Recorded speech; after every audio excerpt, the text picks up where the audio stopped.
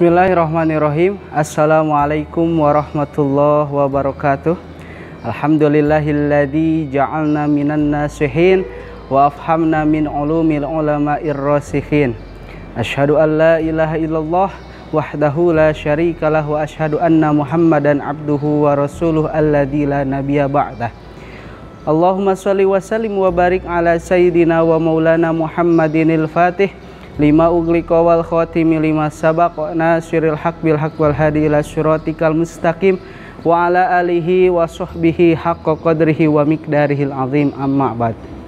Sahabat fillah yang dirahmati Allah Subhanahu wa taala, alhamdulillah kita semua masih diberikan anugerah, kenikmatan dan karunia oleh Allah Subhanahu wa taala sehingga kita mampu melaksanakan ibadah puasa dan rangkaian ibadah yang lainnya di bulan Ramadan. Mudah-mudahan semua yang kita laksanakan diterima oleh Allah Subhanahu wa taala dan mudah-mudahan menjadi jalan mendapatkan ridhonya Allah Subhanahu wa taala. Amin ya Allah ya rabbal alamin. Penyakit tidak hanya mengendap terhadap fisik kita saja, akan tetapi penyakit juga bisa mengendap terhadap hati kita. Fisik kita sehat, tumbuh subur, terhindar dari penyakit, maka fisik kita harus dirawat. Hati kita tumbuh subur, sehat, bersih, terhindar dari penyakit, maka hati pun harus dirawat oleh kita. Menurut Imam Al-Ghazali dalam kitab Arba'innya menyebutkan ada 10 penyakit hati. Salah satunya hubbud dunya.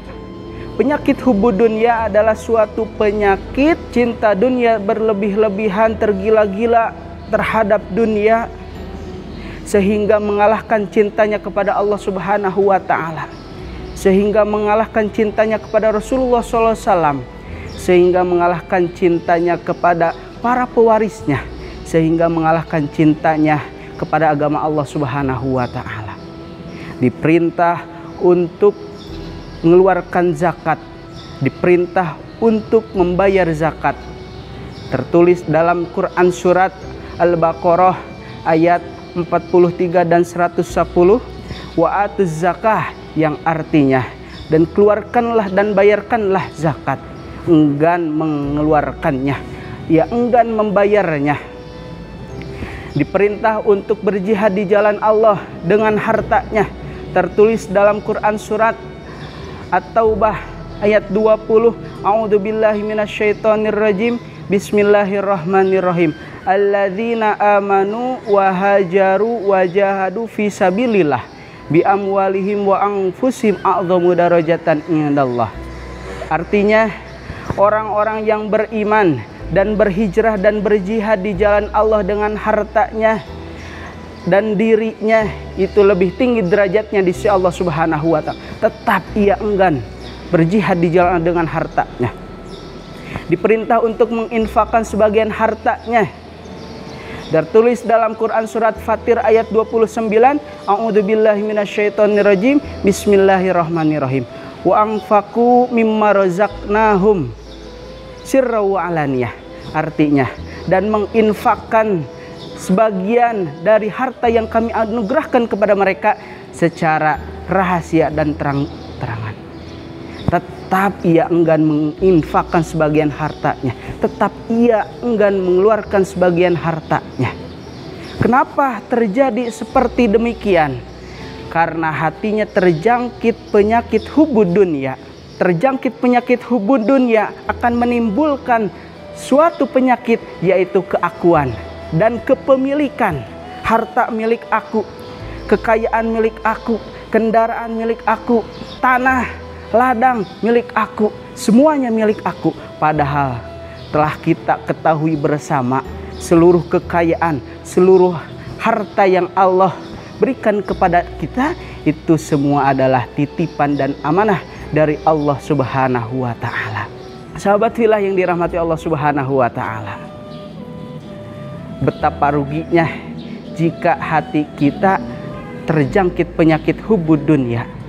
Karena penyakit hubbud dunya tidak hanya mengendap kepada orang yang fakir saja, tidak mengendap kepada orang kaya saja, tidak mengendap kepada orang punya jabatan saja, tidak mengindap orang yang punya kesejahteraan saja, tidak hanya kepada orang yang rakyat jelata saja, akan tetapi kepada semua kalangan bisa mengindap, yaitu penyakit hubud dunya.